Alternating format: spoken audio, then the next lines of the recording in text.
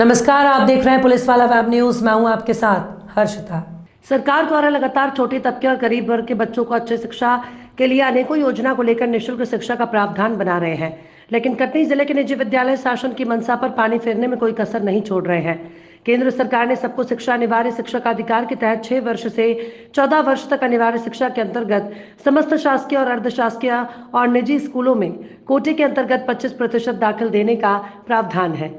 लेकिन कटनी का एक निजी स्कूल इंटरनेशनल वेलविदर्स स्कूल में आरटीई एक्ट योजना के अंतर्गत स्कूल में एडमिशन लिए हुए बच्चों के अभिभावकों संतोष कुमार तोमर ने शिकायत में बताया कि इंटरनेशनल वेलविदर्स स्कूल चाका स्थित में हमारा बच्चा पढ़ रहा है और लगातार प्रतिवर्ष दबाव बनाकर 18 से 20 हजार रुपए मांगा जाता है और हम भुगतान करते आ रहे हैं। जिला शिक्षा अधिकारी को इस बात से अवगत कराया गया तो डीईओ ने कहा कि आरटीई एक्ट के तहत बच्चों और उनके अभिभावकों को किसी भी तरह का स्कूल को भुगतान नहीं करना है। स्कूल की समस्त देनदारी राज्य सरकार और जिला प्रशासन का दायित्व है।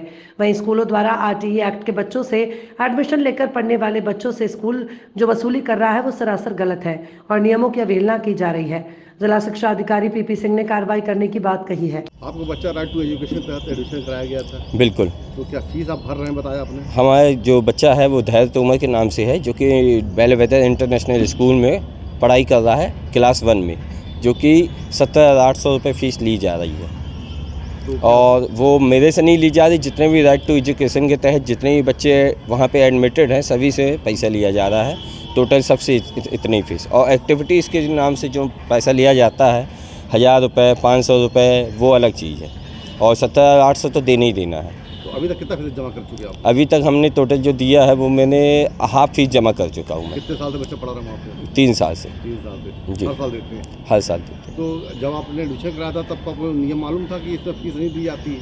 और बिल्कुल वो तो जानकारी थी मेरे को, पर जो स्कूल के दबाव के चक्कर में हमको फीस देना पड़ रहा है।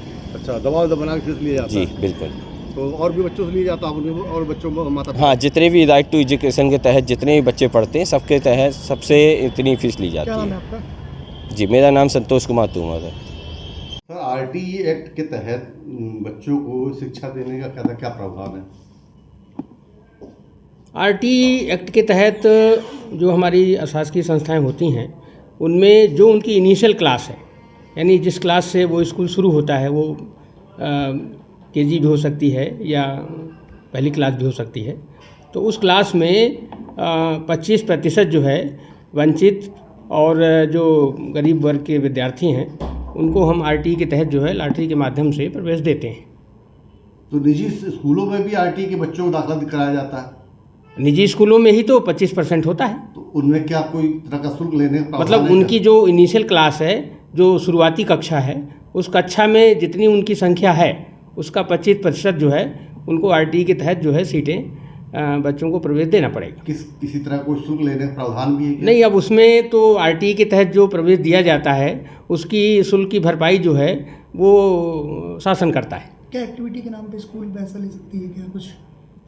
अब एक्टिविटीज़ के नाम पर तो मतलब आरटीई में तो ऐसा कुछ नहीं है, और अगर ऐसी कोई बात है कहीं किसी स्कूल की तो हम लोग उसको दिखवा लेंगे। बात की जाए ट्यूशन शुल्क की, ट्यूशन हाँ, फीस की, शिक्षण शुल्क पूरी तरह से माफ़ है। माफ है ना जी। एक स्कूल वेलवेदर स्कूल है कटनी में, आरटी के बच्चों से ट्यूशन फीस नाम पे हजारों रुपए हर महीना लिया जा रहा है। वेलवेदर का मामला हाँ मेरे संज्ञान में कल आया है और मैंने बीआरसी कटनी को बोला है कि वहाँ जा कर के और व्यक्तिशः जो है देखें और उस मामले की पूरी जांच करके और मुझको रिपोर्ट दें। अभिभावकों ने बाकायदा अपने भुगतान की रसीदें दिखाई हैं और पूरा डिटेल दिया है। तो इस तरह का स्कूल में जिला शिक्षा अधिकारी के संज्ञान में मामला कब आया? कल ही आया है मेरे संज्ञान में। इसमें क्या कार्रवाई की और जाएगी? हमने बीआरसी को बोला है, तुरंत बोला है कि आप जा कर के स्कूल में और व्यक्तिशः जो है मामले की जांच करें, सुनवाई करें, सारे अभिभावकों को बुलाएं, जो संबंधित पक्ष हैं उनको बुलाएं और जो भी साक्ष्य हैं वो एकत्रित करके और प्रतिवेदन दें। क्या राशि उनकी रिफंड की जाएगी अगर गलत तरह से? अगर ऐसा लगता है कि गलत ली गई है तो बिल्कुल रिफंड कराएंगे। कार्रवाई प्रशासनिक रूप से देखा जाए स्कूल पर क्या कार्रवाई हो सकती है? अब उसमें आरटी जो उसका एक्ट के तहत है उस पर जुर्माना भी हो सकता है और भी वैधानिक कार्रवाई हो सकती है। और हम इसमें संज्ञान लेते हुए जो इस समय अब प्रवेश का सीजन आ रहा है बच्चों का, तो जो निजी संस्थाएं हैं उनके लिए मैं आज ही एक पत्र जारी करवाता हूं अपने यहाँ से ताकि जो अनावश्यक शुल्क की वसूली ये लोग ना कर सकें।